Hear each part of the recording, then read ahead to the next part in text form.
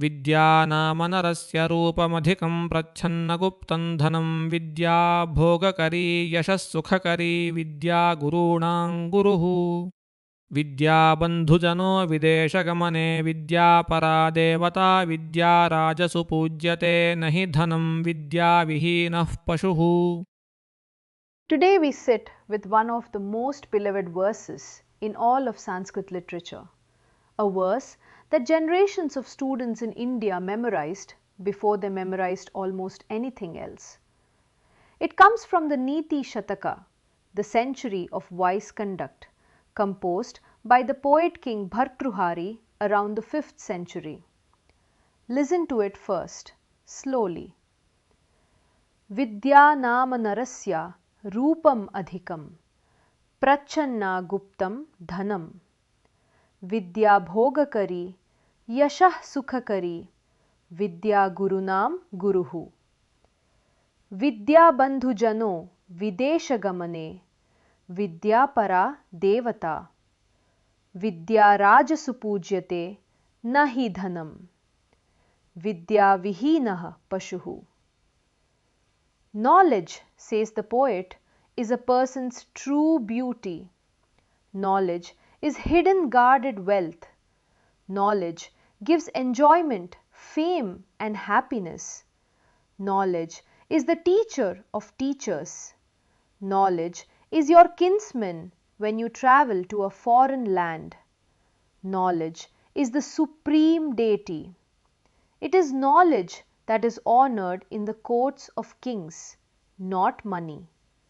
And the one who lacks knowledge, that person is a beast. Let us unpack the words themselves, because in Sanskrit the roots carry the wisdom.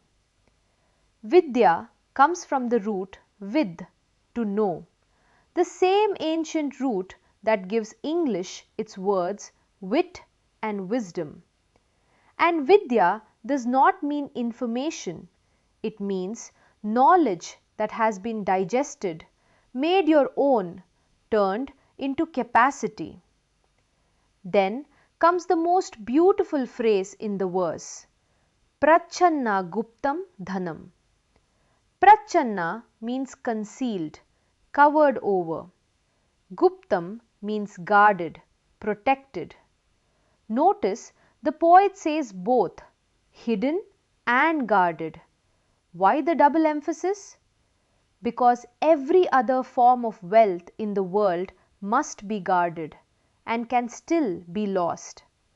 Kings can tax it, thieves can steal it, relatives can fight over it, fire and time can consume it.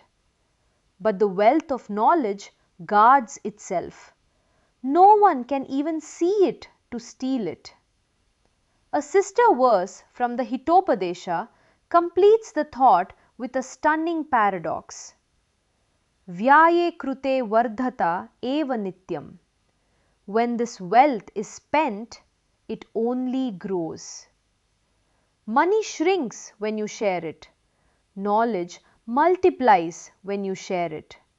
It is the only currency in the universe with that property. Now, who is telling us this? That matters. Bhartrhari, by tradition, was a king of Ujjain who renounced his throne.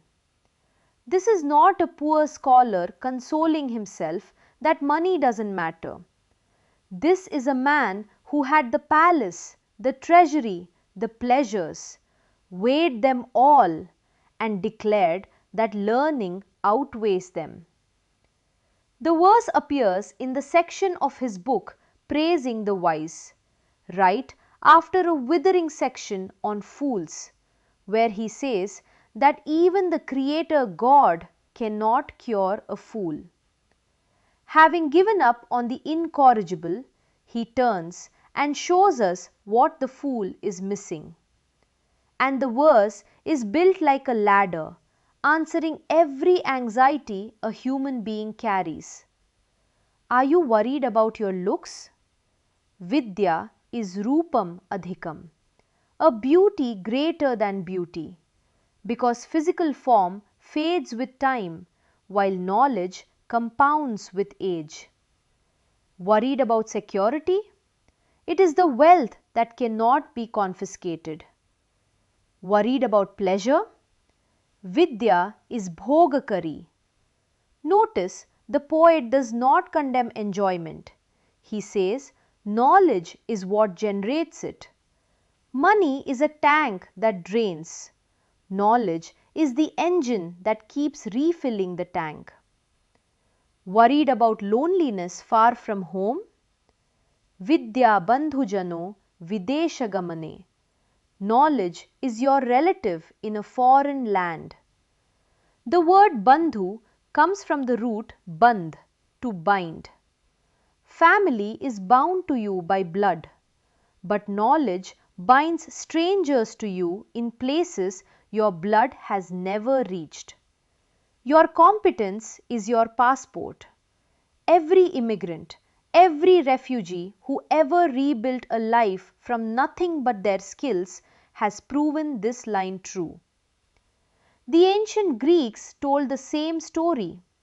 The philosopher Aristippus, shipwrecked on a foreign shore, saw geometry diagrams drawn in the sand and cried out, "Take heart, I see the footprints of civilized men."